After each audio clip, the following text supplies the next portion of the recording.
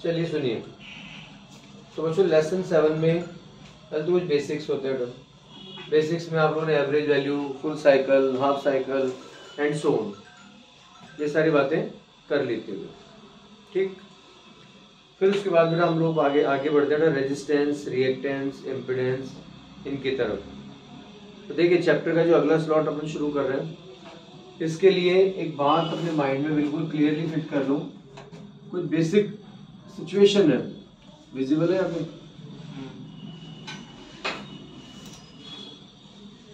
Resistance पूरे chapter में याद रखना और काम आएगा। रेजिस्टेंस में वोल्टेज और करंट हमेशा सेम फेज में रहेंगे, मतलब दोनों में फेज डिफरेंस कितना रहेगा? शून्य रहेगा, 0 रहेगा। याद रखना इस बात को, ठीक है? दिक्कत नहीं। सुनिएगा, जब भी रेजिस्टेंस है तो सर्किट में वोल्टेज और करंट कैसे है? सेम फेज में। और जो inductor coil with pure inductance L। अब प्योर इंडक्टेंस का मीनिंग ये है कि इंडक्टर कॉइल है, इसका सेल्फ इंडक्टेंस है, इसका रेजिस्टेंस अप्लाई नहीं होना चाहिए, एप्लीकेबल नहीं होना चाहिए, ये है इसका कहने का मतलब। समझ गए? थोड़ा inductor coil with pure inductance मतलब इसका रेजिस्टेंस काम नहीं करना चाहिए। तो ये जो ऑब्स्टेकल बनाती है उसे बोलते हैं इंडक्टिव रिएक्टेंस। और इंडक्टर कॉइल के इफेक्ट में voltage leads to current by phase angle π/2। तो वोल्टेज करंट से π/2 फेज एंगल आगे रहेगा या करंट पीछे रहेगा, कैसे भी समझ लो, कैसे भी याद कर लो, दिमाग में रखना देखो चीजों को, ठीक है? ये बहुत ज्यादा काम आने वाली चीज है। And finally capacitor with pure capacitance. Capacitor की कंडीशन में क्या होगा? Current leads to voltage by phase angle π/2।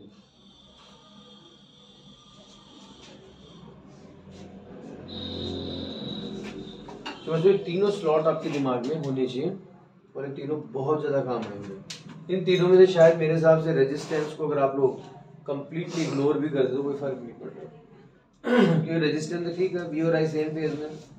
Confusion in दोनों में हो सकता है, ठीक है? तो दोनों में से कोई भी एक तैयार कर लो, दूसरा अपने आप तैयार है। इंडक्टर कॉइल के पीछे पड़ जाओ तो इंडक्टर कॉइल दिमाग में रखो कि वोल्टेज करंट से π/2 फेज एंगल आगे या फिर करंट पीछे, एक ही बात है। वोल्टेज और करंट में वोल्टेज आगे है और करंट पीछे, कोई भी एक लैंग्वेज याद कर लो, उसी को स्विच कर दो। कैपेसिटर के लिए जस्ट रिवर्स ही तो करना है, समझ गए? कोई दिक्कत नहीं। तो ये काफी काम आने वाली चीज है, सुनिए, ध्यान दीजिए। रेजिस्टेंस के बारे में आप खूब पढ़ चुके हैं। रेजिस्टेंस का basic theme V/I, V0/I0, VRMS/।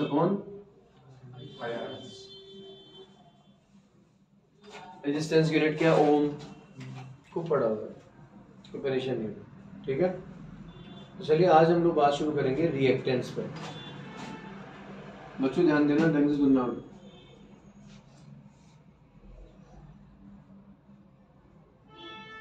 Reactance को शो करते हैं कैपिटल X से। रिएक्टेंस किससे शो करेंगे? कैपिटल X, ठीक है? सुनिएगा, रिएक्टेंस क्या है? इंडक्टर कॉइल या फिर कैपेसिटर, इंडक्टर कॉइल या फिर कैपेसिटर सर्किट में जो ऑब्स्टेकल जनरेट करेगा, सर्किट में जो बैरियर जनरेट करेगा, ठीक है? इसे हम लोग क्या कहेंगे बच्चों? इसे हम लोग बोलेंगे रिएक्टेंस। रेजिस्टर ने जो ऑब्स्टेकल जनरेट किया AC और AV के रास्ते में, AC सर्किट में, उसे क्या कहा? रेजिस्टेंस।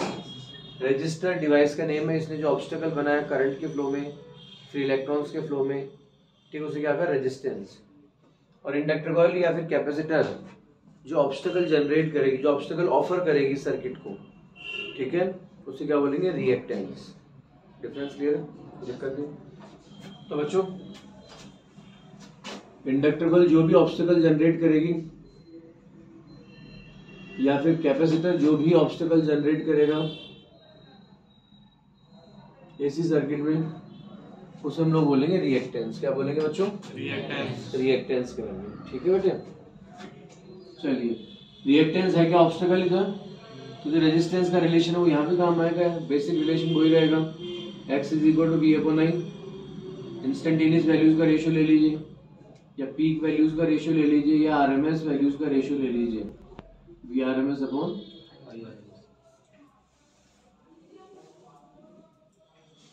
यूनिट सिस्टम पर बात करें तो ओम। नेक्स्ट वोल्टेज अपॉन करंट, तो वोल्ट अपॉन एम्पियर। तो समस्या तो नहीं। फिर आप वोल्ट को जूल पर कूलम भी लिख सकते हैं, कूलम को एम्पियर टू सेकंड ले सकते हैं। मेरे हिसाब से बहुत ज्यादा कराने की जरूरत तो नहीं है। रेजिस्टेंस का यूनिट और डायमेंशन खूब पढ़ा है, लेसन 3 में करंट इलेक्ट्रिसिटी पढ़ा हुआ है, वो यहाँ पर है, वो यहाँ पर है। ठीक है, चलिए अब सुनिए, ध्यान दीजिएगा। Inductor coil, particular inductor coil circuit में जो रिएक्टेंस डेवलप करेगी उसे बोलेंगे इंडक्टिव रिएक्टेंस, एक्सएल। एक्स का एक रिलेशन तो आप पढ़ ही चुके हैं। पर्टिकुलर एक्सएल की बात करें तो एक्सएल क्या है, ओमेगा एल। और बच्चों ओमेगा को आप क्या लिख सकते हो, 2 पाई न्यू एल। कोई समस्या, दिक्कत है ना? एक्सएल को आप ओमेगा एल भी लिख सकते हो, 2 पाई न्यू एल भी लिख सकते हो। XL directly proportional to frequency and XL directly proportional to L inductive reactance. ठीक है ना? Inductive reactance directly proportional to self inductance. कोई दिक्कत? बेटा इसको यूज करते अगर हम लोग ग्राफ प्लॉट करें, ध्यान से सुनना बेटा अच्छे से। एक्सएल का फ्रीक्वेंसी के साथ अगर ग्राफ बनाए तो स्ट्रेट लाइन ग्राफ बने रहेगा। बोर्ड एग्जाम में आया क्वेश्चन है ना, frequency increases and XL increases, तो फ्रीक्वेंसी और एक्सएल में कैसा रहेगा ग्राफ, स्ट्रेट लाइन ग्राफ। ठीक है, इनकेस आप फ्रीक्वेंसी की जगह कोफिशिएंट ऑफ सेल्फ इंडक्शन भी यूज करेंगे तो भी सेम रिलेशन प्लॉट करें। ठीक है, कोई दिक्कत, कोई टेंशन तो नहीं बच्चों? Okay, confirm. ये ओनली एसी सर्किट में काम करती है, डीसी सर्किट में काम नहीं करती है, समझ रहे हो? ठीक है, आप देख सकते हो फॉर डीसी, डीसी के लिए फ्रीक्वेंसी क्या होती है, 0। डीसी मतलब डायरेक्ट करंट।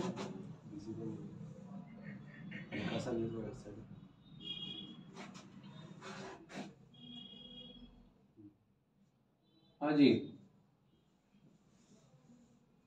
डीसी का मतलब क्या है? डायरेक्ट करंट मतलब जो टाइम के रेस्पेक्ट में कांस्टेंट है, मैग्नीट्यूड वाइज भी और डायरेक्शन वाइज भी। मैग्नीट्यूड में भी कांस्टेंट है, डायरेक्शन में भी कांस्टेंट है, तो दिक्कत तो नहीं? हाँ जी, डीसी के लिए फ्रीक्वेंसी कितनी हो जाएगी, 0। डीसी वो है जो चेंज नहीं होती, और जो चेंज नहीं होती उसकी फ्रीक्वेंसी क्या रहेगी, 0। टाइम के रेस्पेक्ट में ना मैग्नीट्यूड चेंज होगा ना ही डायरेक्शन चेंज होगी। ठीक, कोई दिक्कत नहीं। मानो स्माइल पास नहीं करते बेटा, तबीयत गड़बड़ हो रही है अपनी, हंसना नहीं बेटा, अब यार तबीयत गड़बड़ है, थोड़ा एनर्जी सेव करो। डीसी करंट के लिए फ्रीक्वेंसी क्या होगी बेटा, 0। थोड़ा फ्रीक्वेंसी 0 तो एक्सएल कितना हो जाएगा, 0। डायरेक्ट करंट के लिए, जबकि डायरेक्ट करंट इंडक्टर कॉइल के थ्रू पास होगा तो इंडक्टर कॉइल कितना ऑब्स्टेकल ऑफर करेगी, 0। मतलब इंडक्टर कॉइल डीसी के लिए सिर्फ एक कनेक्टिंग वायर का काम करेगी और कुछ नहीं करेगी। ठीक है, कोई दिक्कत, कोई परेशानी नहीं। इसका एक्सेल कितना रहेगा, 0 रहेगा। सुनो ध्यान से सुनना बेटा अच्छे से। नेक्स्ट दिमाग लगाना, जस्ट अभी आपने थोड़ी देर पहले पढ़ा है इंडक्टर कॉइल के इफेक्ट में क्या होगा, voltage leads to current by phase angle π/2, पढ़ा है ना? थोड़ा उसके लिए हम लोग बात करते हैं। वोल्टेज तो सदाबहार है, एवरग्रीन है, इक्वेशन एवरग्रीन है। ठीक है, V = V0 sin ωt। अब करंट के लिए बात करें, I0 sin ωt। अब दिमाग लगा, इंडक्टर कॉइल के इफेक्ट में वोल्टेज 90 आगे या करंट 90 फेज एंगल पीछे है, तो करंट के लिए ωt -π/2। ध्यान रखिएगा बच्चों। तो जो पूरे चैप्टर में आपको वोल्टेज में कहीं ऑल्टरेशन करने की रिक्वायरमेंट नहीं है। जो भी ऑल्टरेशन करना है, फेज एंगल कहीं शो करना है, कहीं प्रोसीड करना है, कहीं बैक लेना है, वो सब कुछ करंट में करना है। वो सारी एक्सरसाइज करंट में होगी बेटा। वोल्टेज में पूरे चैप्टर में आपको कोई ऑल्टर करने की रिक्वायरमेंट नहीं पड़ेगी। V is equal to V naught sine omega t. Current के लिए कितना है, sine omega T minus pi by two. क्या बातें समझ में आई? पोटेंशियल कोई दिक्कत वाली बात नहीं है। चलिए बहुत ही बढ़िया है, आगे बढ़ रहे हैं बच्चों।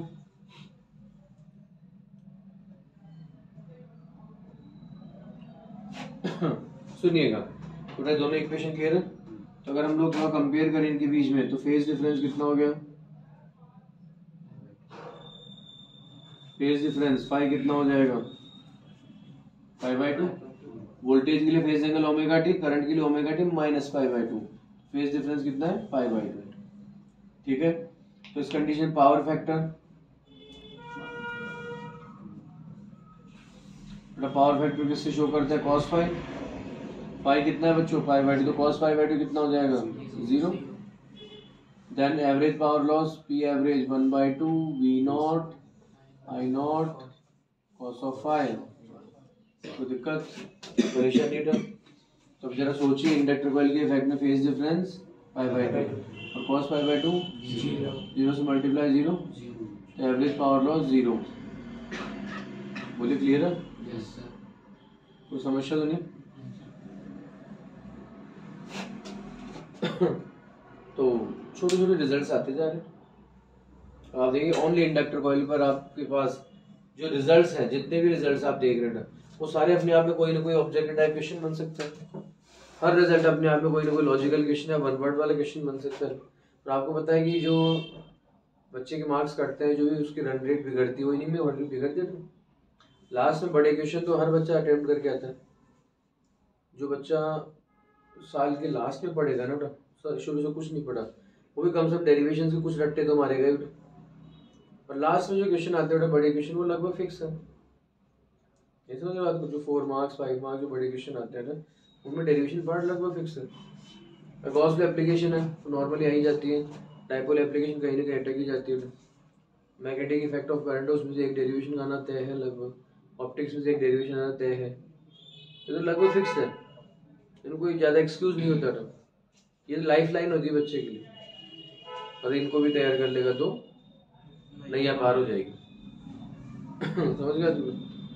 अब अच्छे बच्चे के लिए खासकर जो डेंजर जोन होता है, वो क्या होता है, वो होता है वन वर्ड, ठीक है, लॉजिकल क्वेश्चंस और फिर जाकर न्यूमेरिकल्स। इनमें थोड़ा रन रेट ऊपर नीचे हो जाती है। तो इनके लिए आपको क्या करना होता है, हर टॉपिक को जितना भी चैप्टर पढ़ो थोड़ा स्टडी करके चलो। मैंने आपको पहले भी समझा दिया तरीका। चैप्टर कम कर लो 2-4, कोई फर्क नहीं पड़ेगा। जितने भी करने हैं खुद अपने इच्छा से सेलेक्ट करो और बस उनके पीछे बढ़ दो। तो समय नहीं है वेस्ट करने के लिए, ठीक है। सुनो, तो यहाँ पर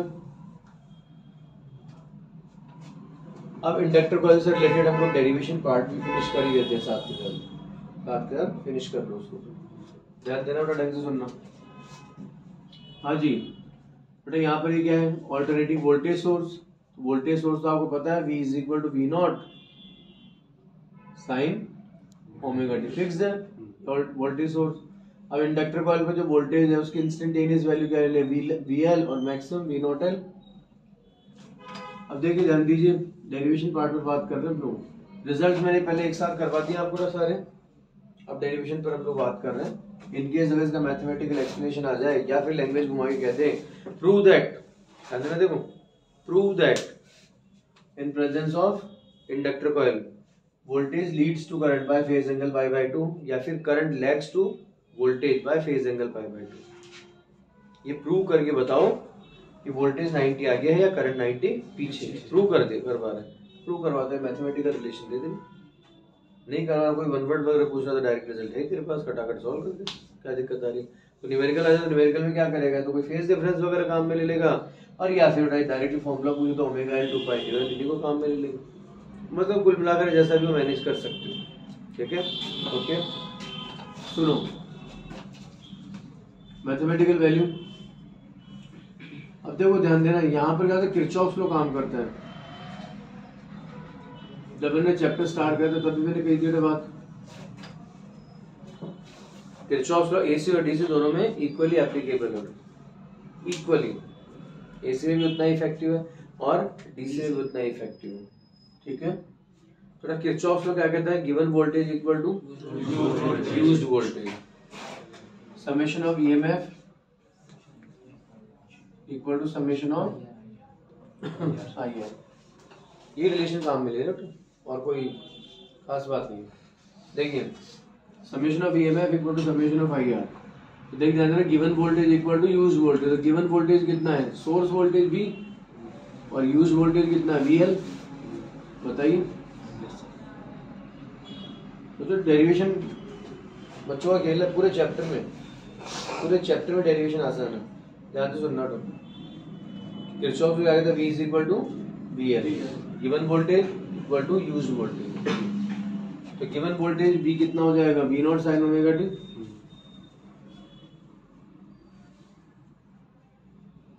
यूज वोल्टेज VL, तो L di/dt। कहाँ से आया, लेसन नंबर 6 से। लेसन 6 में आपने बेटा जो फैराडेज लॉ पढ़ा है, लेंज लॉ पढ़ा है, उसके बाद में आपने सेल्फ इंडक्शन पढ़ा है। क्या होता है इंड्यूस्ड EMF, क्या होता है rate of change of magnetic flux with respect to time. वहां पर आपने लेंज लॉ की वजह से माइनस साइन भी यूज किया था। तो जब आपने सेल्फ इंडक्शन की बात की ना, तो सेल्फ इंडक्शन में 5V इज इक्वल टू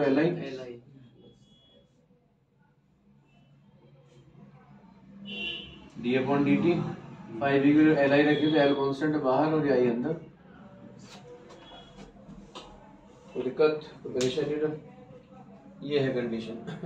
अब यहाँ पर हम आप बात करें तो वही तो फॉर्मूला L di/dt, या DC थी तो DC की डायरेक्शन कांस्टेंट थी, अब लोग लेंज लॉ इजीली यूज कर रहे हैं, या AC बार बार भी डायरेक्शन चेंज कर रही है, यहाँ पर अपन मैग्नीट्यूड फॉर्म लेके माइनस को इग्नोर कर रहे हैं, कोई दिक्कत कोई परेशानी।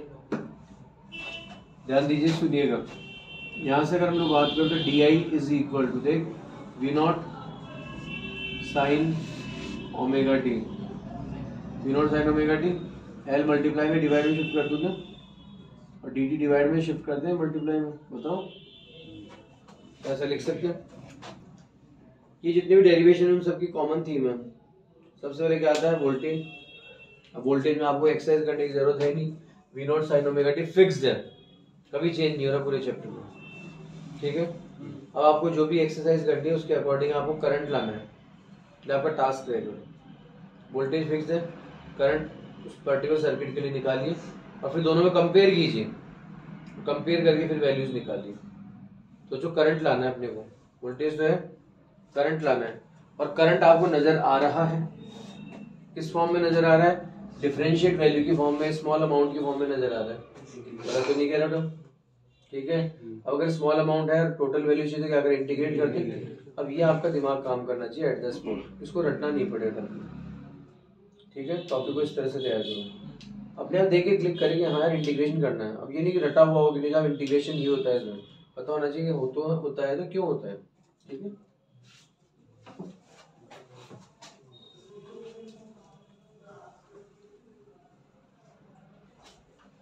हाँ जी, तो रिजल्टेंट करंट निकाले था अपन,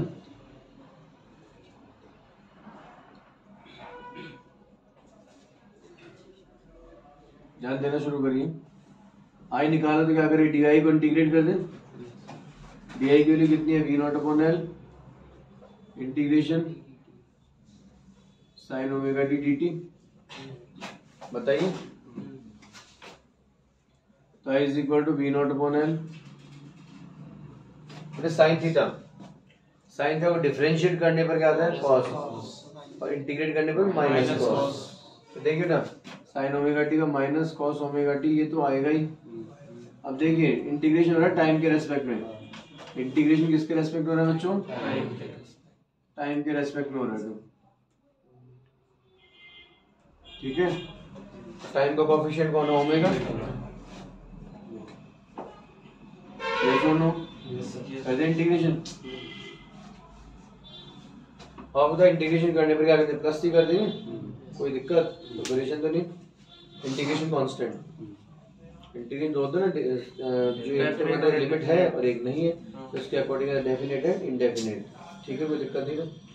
तो यहाँ पर जब लिमिट नहीं होती तो कौन सा कैटेगरी होती है, इंडेफिनेट, तो इसमें प्लस ही कर दिया। ठीक है, सी से कंफ्यूज मत होना, कोई कैपेसिटर वगैरह मत ले लेना इसको। तो चाहो तो उसको सी आई कर देता हूँ इंटीग्रेशन कांस्टेंट। ओके, तो दिक्कत वाली बात है, ध्यान देना, ढंग से सुनना अच्छे से। यहाँ पर सी आई की कोई प्रैक्टिकल वैल्यू नहीं होगी, एक फॉर्मेलिटी है, शो जरूर करना। अगर एग्जाम में देखो 12th बोर्ड में आ गया, कंपटीशन में किसी काम का ही नहीं तुम्हारे, ठीक है, डेरिवेशन बाकी चीज़ें तो काम की ही, कंपटीशन में 12th बोर्ड में आ गया तो मतलब लॉजिक कुछ नहीं इसका। अगले स्टेप में अपन हटा रहे हैं, लेकिन एक बार डिस्प्ले जरूर करेंगे, अगले स्टेप में आप इग्नोर करें उसको, कोई दिक्कत नहीं। तो I is equal to minus V not upon omega L cos omega T. बताइए, लिख पाएंगे? तो दिक्कत, अब देखिए सोचिए, दिमाग लगाइए। तो अभी अभी आपने पढ़ा है कि x इज इक्वल टू ये V upon I V not upon I not, तो यहाँ से I not is equal to V not upon X लिख दूँ क्या? आई नॉट ऊपर एक्स नीचे। अब पर्टिकुलर यहाँ पर इंडक्टर कॉइल की बात हो रही है, तो क्या कर दे, एक्सएल कर दे, और तो एक्सएल की वैल्यू क्या होती है, तो V not upon omega L को आई नॉट लिख दोगे डायरेक्ट, है ना? कोई दिक्कत तो नहीं, एक्सएल ओमेगा एल यूज कर लिया अपने। बच्चों ध्यान दो ही, तो V not upon omega L that is I naught cos omega t. कहिए, कोई है कंफ्यूजन, कोई है दिक्कत? अब देख, सुनना, ध्यान देना, मैंने आपसे क्या कहा था, डेरिवेशन का एक कॉमन टारगेट है।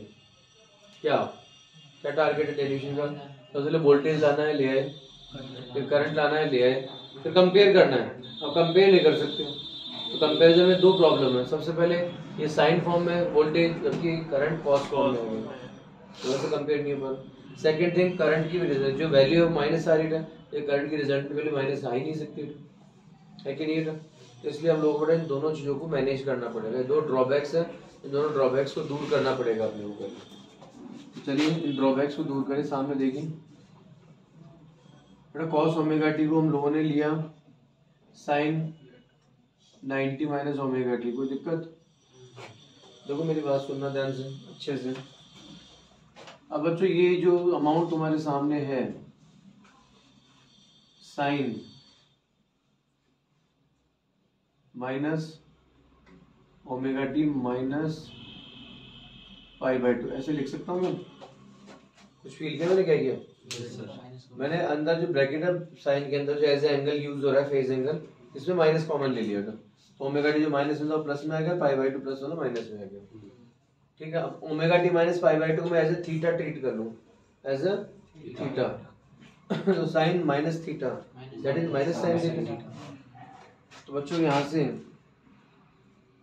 Cos omega T minus sine omega T minus, confirm? कोई परेशानी? ये वैल्यू हम लोग यूज कर लेंगे ना। तो देखिए ध्यान दीजिए, I is equal to minus I not, और कॉस ओमेगा टी के लिए क्या रहा, minus sine omega T minus, okay. ये बता ब्रैकेट ओपन से minus to minus plus, I is equal to I not sine omega T minus pi by. Clear? ये तो प्रूव करना था तो, और दिमाग में क्लियर था कि in presence of pure inductor coil voltage leads to current by phase angle pi by 2। तो जो वोल्टेज है वो करंट से पाई बाई 2 फेज एंगल आगे रहेगा। तो ये हम लोग यूज कर चुके हैं, काम में भी ले चुके हैं ना, इसको प्रूव भी कर चुके हैं। बोलो क्लियर है? तो समस्या तो दिक्कत वाली बात नहीं। तो बच्चों आगे बढ़ते हैं, ध्यान देना, ढंग से सुनना।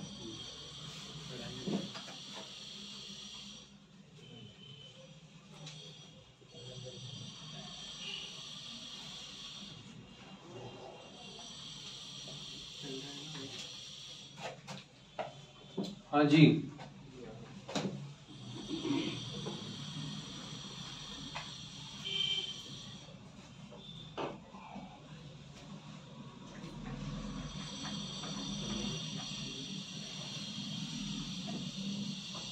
बेटे आप देख सकते हैं वोल्टेज ग्राफ आपके सामने। बेटे ध्यान दो, वोल्टेज ग्राफ आपके सामने बच्चों, ठीक है? वोल्टेज में कोई चेंज है ही नहीं। करंट के लिए बात करें तो करंट कैसा है, पाई बाई 2 फेज एंगल पीछे है, अगर करंट पीछे है वोल्टेज से, इसका मतलब करंट को अपने को नीचे से शुरू करना, ओरिजिन के नीचे से शुरू करना है। फर्स्ट थिंग तो अपने दिमाग में होनी चाहिए। Second thing, pi by two difference का मीनिंग क्या है?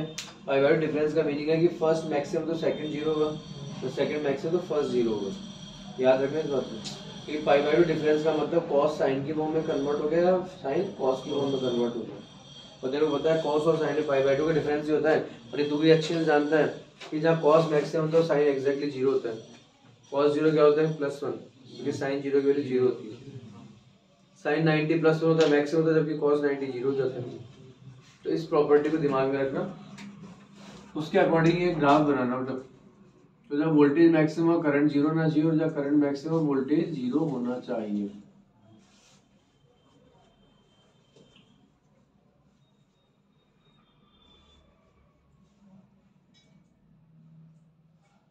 ये डॉटेड ग्राफ करंट के लिए है। तो जहाँ voltage maximum exactly current zero है, और जब current maximum exactly voltage zero, देख रहे हैं ना। नेक्स्ट टारगेट बच्चों, फेजर ग्राफ की बात करें, ध्यान से सुनना। वोल्टेज की मैक्सिमम वैल्यू कितनी है? V0।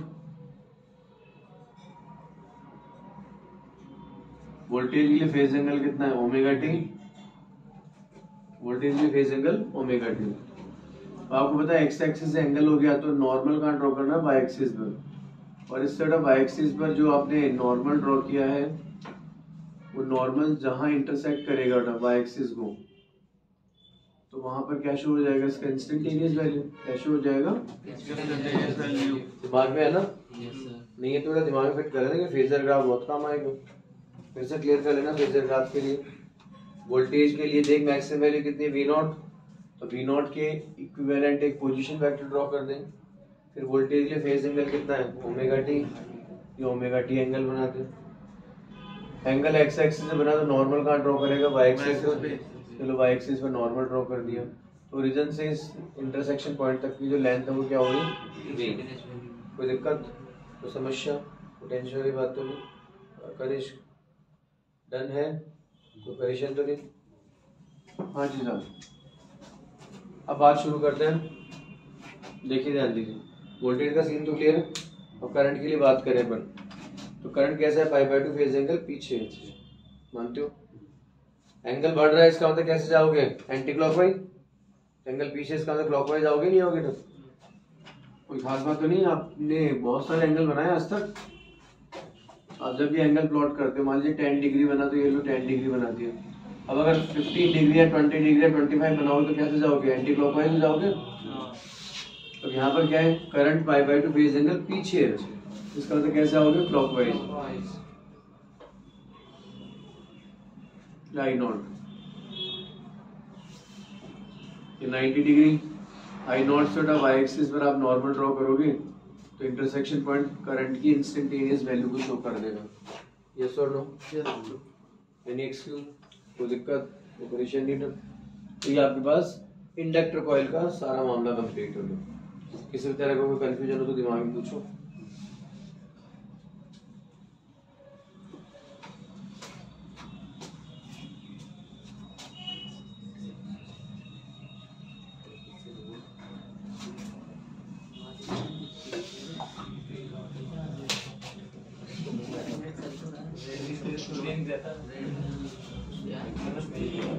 हाँ बेटे, डन। बच्चों अब बात शुरू करेंगे कैपेसिटर पर। चलो आओ ध्यान दो, अच्छे से समझना बेटा।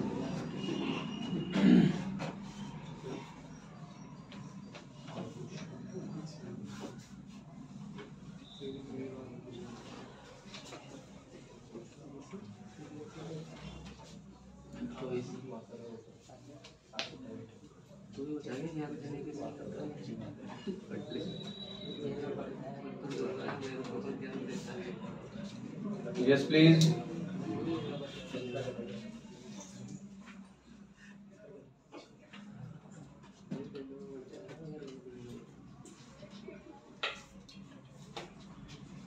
बच्चों capacitor with pure capacitance C, capacitive reactance XC। ध्यान से सुन लीजिए बेटा अच्छे से। बेटा बेसिक तो X equal V upon I, V not upon I not तो एवरग्रीन है ही। पर्टिकुलर XC की value 1 upon omega C, 1 upon omega C। और बच्चों ओमेगा को आप 2 पाई न्यू भी लिख सकते हैं, 2 पाई न्यू C। कोई टेंशन हो तो बोलिए, कोई दिक्कत नहीं ना। अब इसी सीक्वेंस में अगर थोड़ा आगे चले, XC क्या था, इनवर्सली प्रोपोर्शनल टू फ्रीक्वेंसी, और XC क्या, इनवर्सली प्रोपोर्शनल टू कैपेसिटेंस। बोलिए कोई दिक्कत, नो टेंशन, ध्यान दीजिएगा सभी अच्छे से। अब अगर XC और फ्रीक्वेंसी में ग्राफ बनाए या कैपेसिटेंस में ग्राफ बनाए बेटा, विजिबल है?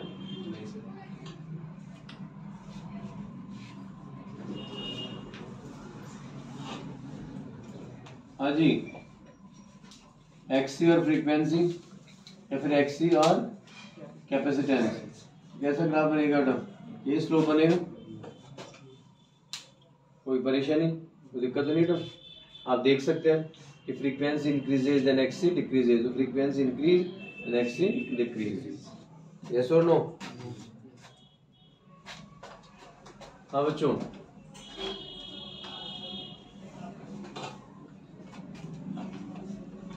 ध्यान से सुनो। देखिए XC inversely proportional to frequency, but XC directly proportional to 1 upon frequency. तो बात कही, कैपेसिटिव रिएक्टेंस फ्रीक्वेंसी के इनवर्सली प्रोपोर्शनल है, but capacitive reactance 1 upon frequency के डायरेक्टली प्रोपोर्शनल है। तो यहीं पर अगर ये ग्राफ कैपेसिटिव रिएक्टेंस XC और 1 अपॉन फ्रीक्वेंसी या 1 अपॉन कैपेसिटेंस के लिए हो तो ग्राफ स्ट्रेट लाइन जाएगा, ध्यान रखिएगा। ठीक है, सिर्फ लैंग्वेज को घुमाते हुए ये 2 क्वेश्चन ग्राफ में बन गए छोटे छोटे, याद रखेंगे, कोई दिक्कत नहीं। हाँ जी, सुनना बेटा ध्यान से अच्छे से। ऑल्टरनेटिंग वोल्टेज एवरग्रीन है, V equal to V naught sine omega t, fixed है, पूरे चैप्टर में ये रखना था। आपको पता है कैपेसिटर के इफेक्ट में क्या होगा, current leads to voltage by phase angle, current आगे रहेगा ना, तो I is equal to I naught sine omega t plus pi by 2। बातें समझ में आ रही है? तो करंट के लिए रिलेशन कितना हो जाएगा, I naught sine omega t plus pi by 2। Yes, potential, कोई दिक्कत नहीं था। तो दोनों में फेज डिफरेंस कितना रहेगा, अगेन ओमेगा टी और omega t plus pi by 2। Phase difference कितना है, तो पावर फैक्टर cos फाई, तो cos 90 जीरो हो जाएगा और एवरेज पावर लॉस भी जीरो हो जाएगा। बोलो क्लियर है क्या, कोई समस्या, कोई दिक्कत नहीं ना? ये भी ओनली AC के लिए एप्लीकेबल है, मानो DC के लिए एप्लीकेबल नहीं है बेटा, है ना? तब तो ध्यान रखो करो। सुनो, तो जो कैपेसिटर है वो ओनली AC में काम करेगा, DC में काम नहीं करेगा। ठीक है, आपको पता है बेटा DC डायरेक्ट करंट के लिए फ्रीक्वेंसी क्या है, 0, तो इसका बाद XC कितना हो जाएगा, इनफिनिट हो जाएगा क्या? फ्रीक्वेंसी 0 रखेंगे तो 1 अपॉन 0 क्या होगा, इनफिनिट, तो XC कितना हो जाएगा, इनफिनिट। तो ध्यान रखना बेटा कि DC के लिए कैपेसिटर कितना ऑब्स्टेकल बनाता है, इनफिनिट ऑब्स्टेकल बनाता है, प्लीज ध्यान दो। कुछ आगे का प्रोग्राम देखिए, रिजल्ट समझ में आ गया सबको? इनकेस अगर ग्राफ पर हम लोग बात करें, सामने देखिए, ध्यान दीजिए बच्चों अच्छे से। वोल्टेज के लिए तो सेम अमाउंट, सेम बिहेवियर, कोई चेंज ही नहीं है। Current I naught sine omega t plus pi by 2, तो current pi by 2 phase angle आगे है, तो आगे तो इसका मतलब हम लोग टॉप से स्टार्ट करते हैं इसको। डिफरेंस वही पाई बाय 2 है, इसका मतलब जहां फर्स्ट मैक्सिमम और सेकंड जीरो है, ये तो तय है।